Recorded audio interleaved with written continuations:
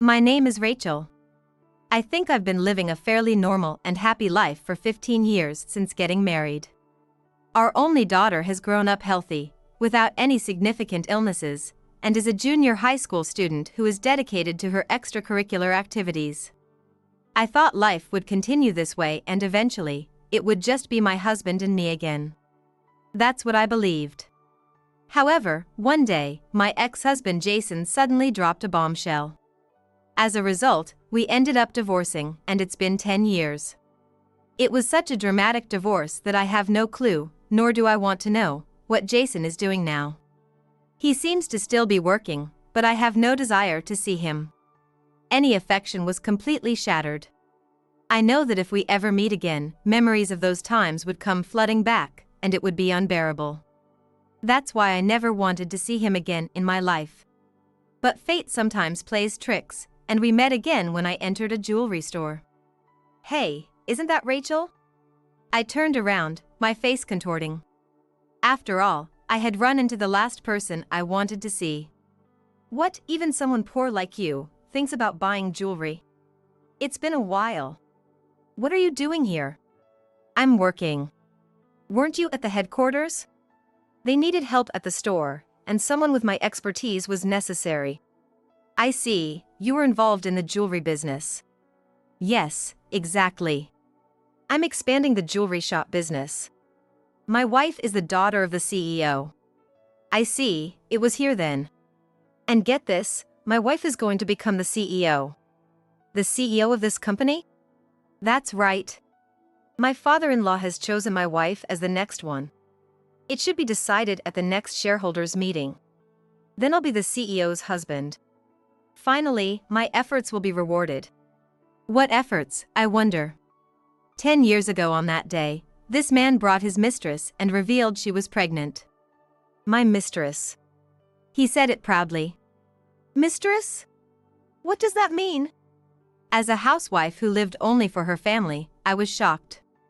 I never imagined my husband could cheat on me while I was spinning like a top, managing all the household chores for the sake of our daughter. A mistress is a mistress. And she's not just any mistress. Evelyn here is the CEO's daughter of the company I work for. The CEO's daughter is your mistress? Isn't that problematic? It's problematic to continue like this as a mistress. That's why I decided to remarry. But you're already married, isn't that impossible?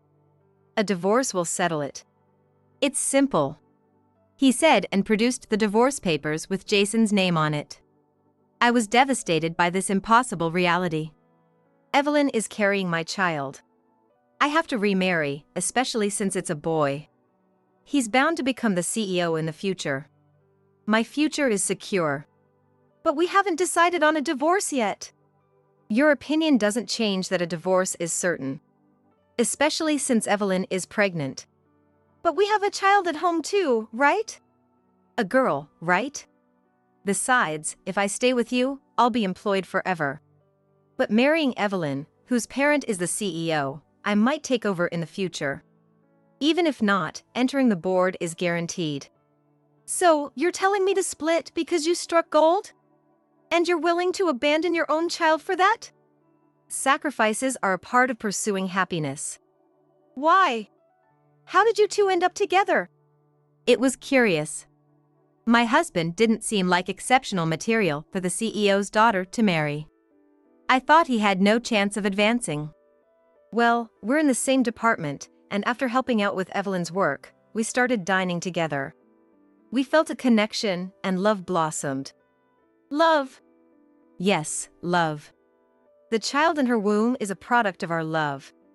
As harsh as it may sound, I no longer feel love for you. It's better for both of us to split rather than live a loveless marriage. Jason seemed pleased, as if he did nothing wrong. He just wants to do what he wants. And I was just an obstacle to that. Being suddenly told to split because you have a mistress. It's going to still cost a lot for our daughter, you know? I'm a housewife, how am I supposed to live? What, you thought I was a money tree? You chose to be a housewife. I never complained, and you should be grateful that I provided for you until now. That's too much, Bringing your mistress suddenly and saying we should divorce because she's pregnant is just cruel. That's so irresponsible. Say whatever you want. You wouldn't understand my feelings anyway. My feelings? Is it just that I wanted to marry into money? After all, I finally caught a luxury ship, so you're telling me not to let go of that ticket. But I couldn't forgive Jason's selfishness. My face must have been twisted in ugliness. At that moment, the woman spoke. I'll properly pay you child support. If you want, I can give you as much as you desire. So sign the divorce papers. She was pushing for a divorce with money talking. Is this woman really better? When I pointed at his woman and said that, his mistress laughed out loud. A poor person like you could never make him happy. He can only be happy by becoming my husband. Money isn't everything. People without money lose to those who have it. Tears of frustration flowed. But Jason chose Evelyn because of money. He's willing to throw away 15 years of marriage just because I don't have money. I wouldn't see anything if I stayed with him any longer. All right, I'll divorce. I signed the divorce papers in front of the laughing couple. When they left, I couldn't stand up, thinking about how being without money put me through this. This wasn't just about me, my daughter might go through the same in the future. That thought made me realize I couldn't stay like this. Afterwards, I used this frustration as motivation and lived desperately. Thanks to you divorcing me, I'm enjoying a rich life. Man, having money is great. Being the son-in-law of a CEO, nobody at the company complains. What do you think will happen when I become the CEO's husband? Everyone will respect me. Do you really think that will happen? What? Of course it will. My wife becoming CEO is almost set in stone. I think that's impossible. Why? What would a poor person like you know? You're so poor your brain must be messed up. Because I'm the major shareholder, and I'll oppose it. What? What are you talking about? There's no way you're a major shareholder. You're still a poor person, aren't you? Or are you saying you remarried a rich guy? I haven't remarried. Thanks to you, I've had enough of men. I realized it's much better to live by my own strength. For that, I am grateful. A single woman who didn't marry into wealth, how could you become the major shareholder of our company? It's an impossible story. Listen, shares of our company cost several $100,000 each. How could a poor person like you afford such shares? It's not something an ordinary housewife can buy. You'll just get laughed at if you talk nonsense like that. It would be impossible for an ordinary housewife. I laughed mockingly at Jason, who seemed oblivious. You still don't get it, do you? You don't understand things. Stocks like ours aren't easy to buy. If they were cheap, it might be different, but shares of a major corporation like ours aren't cheap. That's what you think. I think you're the one who doesn't know anything. You were crying and didn't want to divorce me 10 years ago. You're not over me and are delusional because we met again. It's sad. But really, you should move on. I'm not coming back to you. Don't worry. I don't feel anything for you anymore. You might end up hurting yourself by overestimating your worth. That's rude. I'm about to become the CEO's husband. So what? Do you really think you'll become the CEO's husband? I don't see how you can be happy about it. Shut up. I'm happy to be the support behind my talented wife. Well, good for you. It doesn't concern me anymore. Aren't you worried about how your daughter is doing? What? My daughter? It's been 10 years since we split. Why would I care? She's practically a stranger now. That's cold-hearted. I have a son now.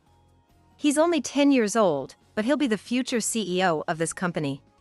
I don't want a poor daughter dragging him down just because they're half-siblings and might use the blood relation to pull his legs later. Well, if that's how it is, I'll proceed without hesitation.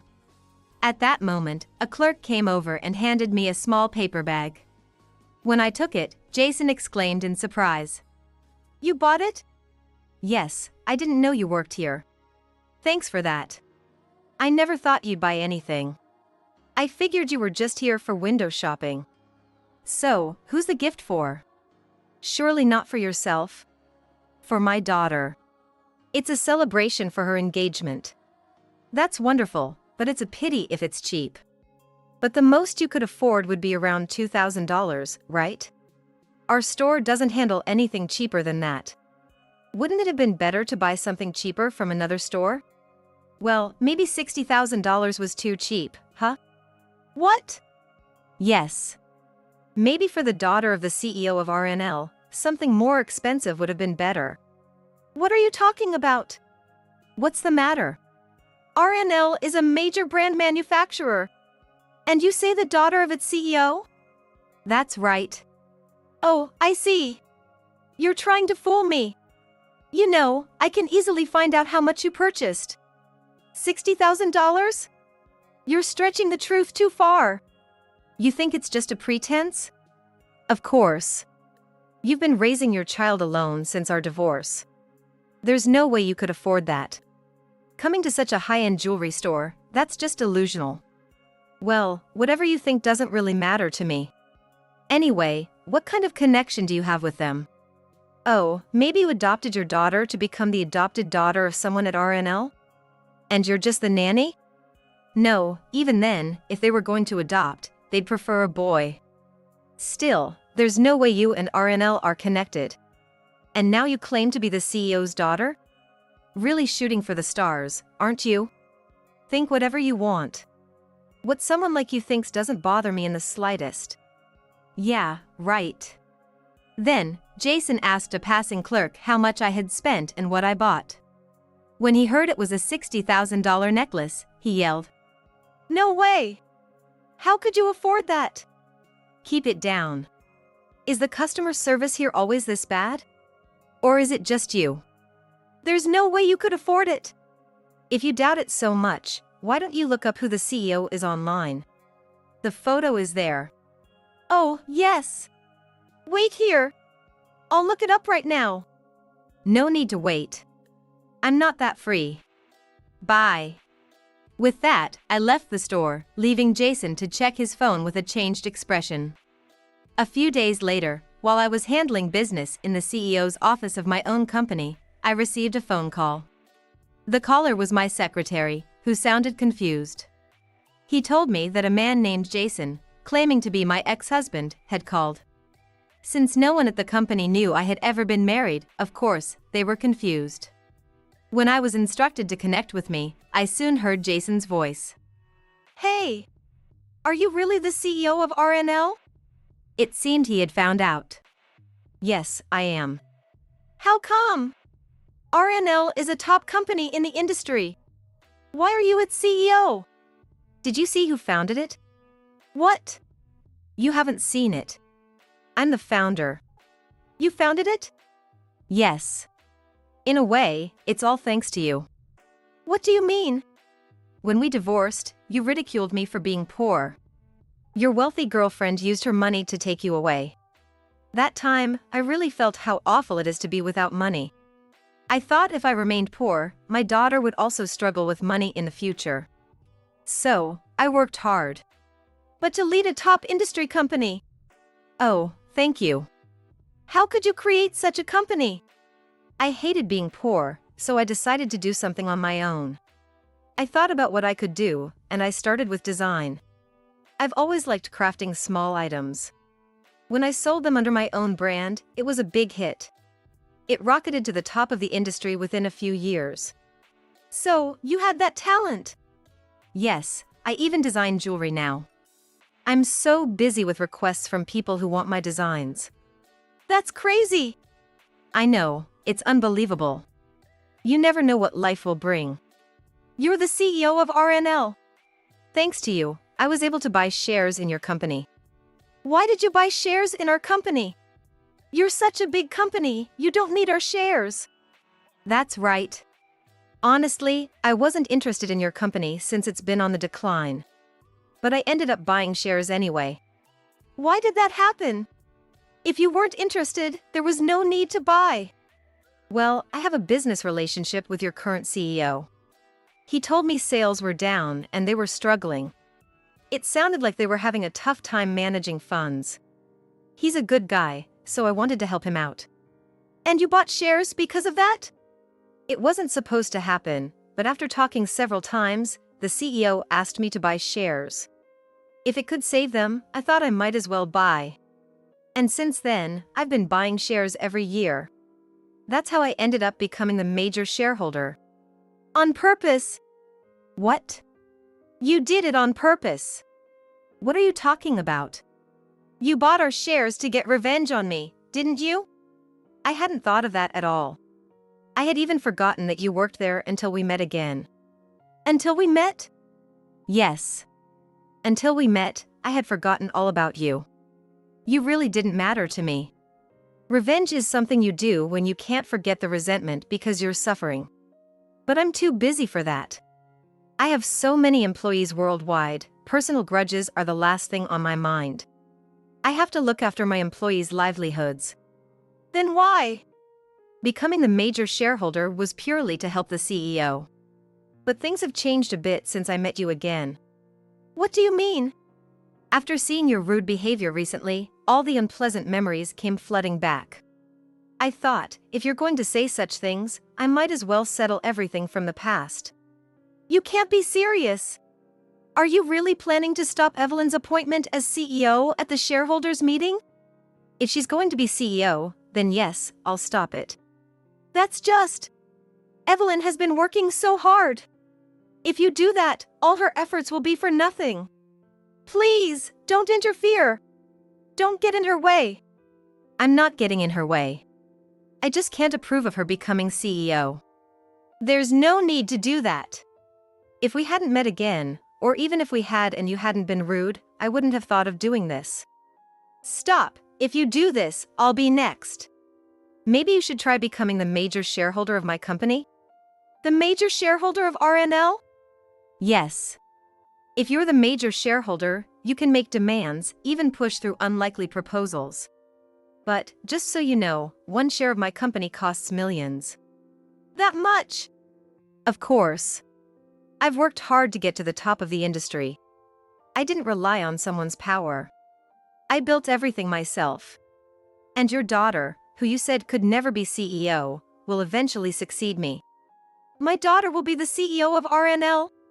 Yes, and soon your company will be a subsidiary of RNL. What? Why would that happen? The current CEO said so. He mentioned they can't improve performance and are considering selling the company. They're considering a sell-off. Yes, it'll probably happen soon. No way. Then I'll buy it. So, you're saying you're interested in our company after all? No, I wasn't interested at all. But who knows what could happen if some random person bought it? The worst-case scenario is layoffs for all employees. That would be tragic, wouldn't it? If you resent me, just leave me alone. My wife has been working hard. She was so happy about finally becoming CEO. I hope your wife can improve performance. But that won't happen since I won't let her become CEO. That's why I'm asking you to stop. My wife has the talent and the strength. Having talent and strength doesn't erase the past. I'm busy, so I'm hanging up now.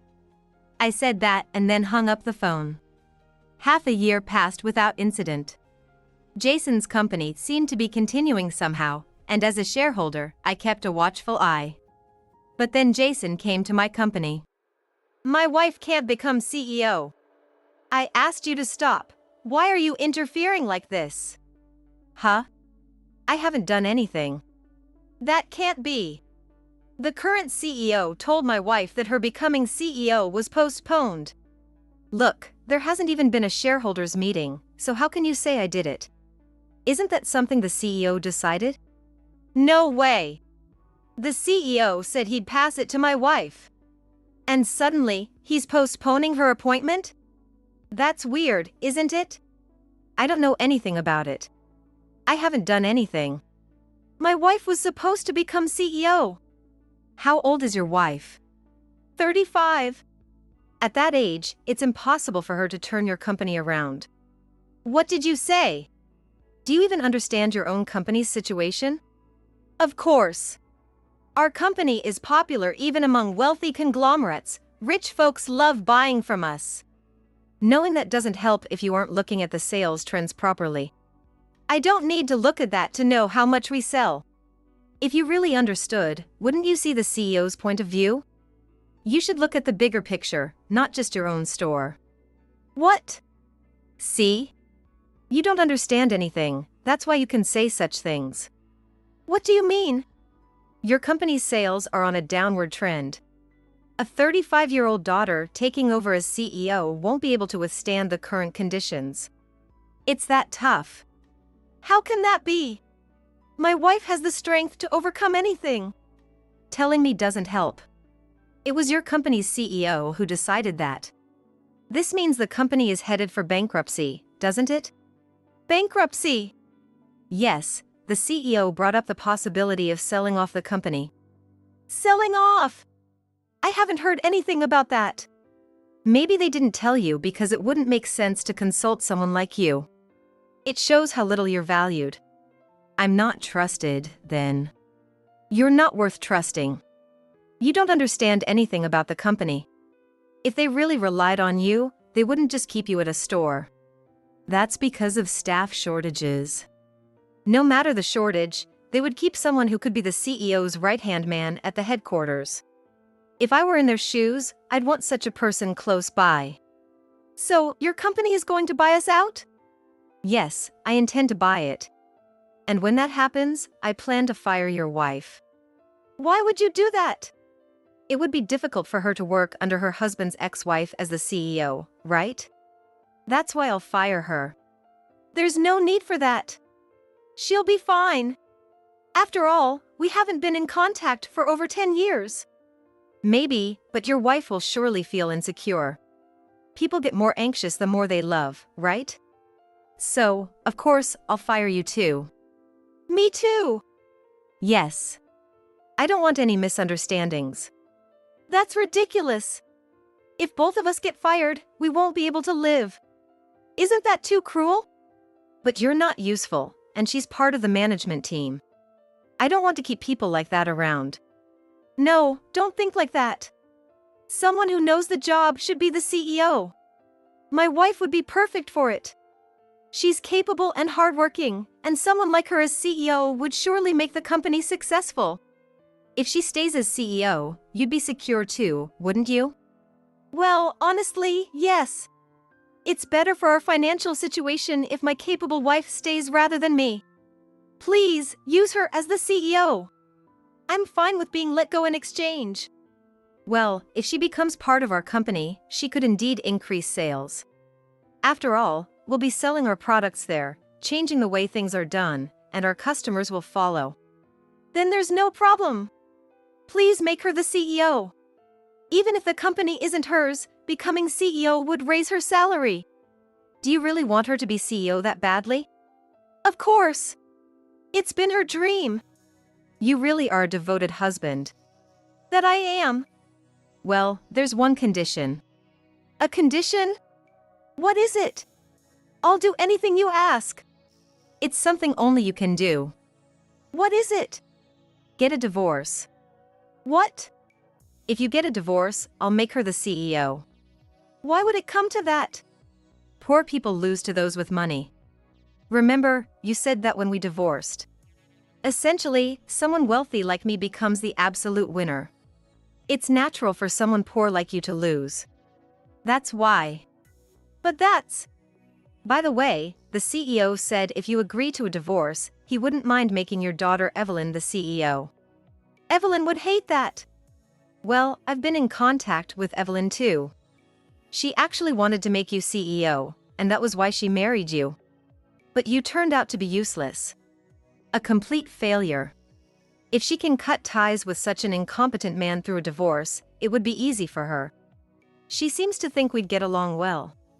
That's absurd. Sorry, but in the end, you're the only one who will be fired.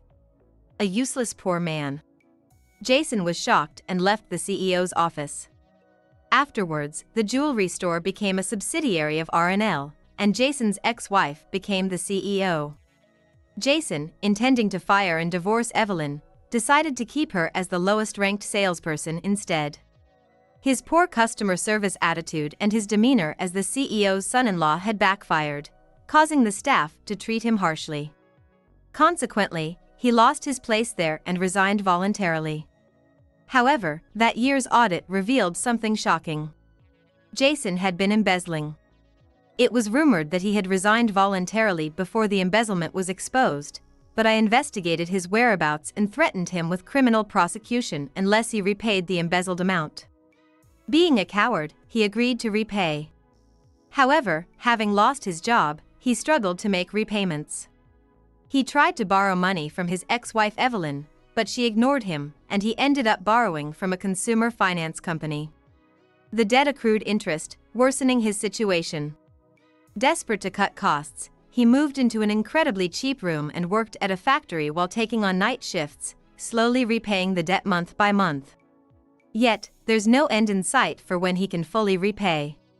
His current lifestyle is tough, and recent photos show him emaciated and staggering. Meanwhile, by placing R&L's brand products in the jewelry store, I've significantly boosted its performance. Thanks to that, the company has grown tremendously, and my daughter, who has married and moved away, has recently announced her pregnancy. Seeing my daughter's happy face makes me feel joyful. I can only pray that this happiness lasts forever.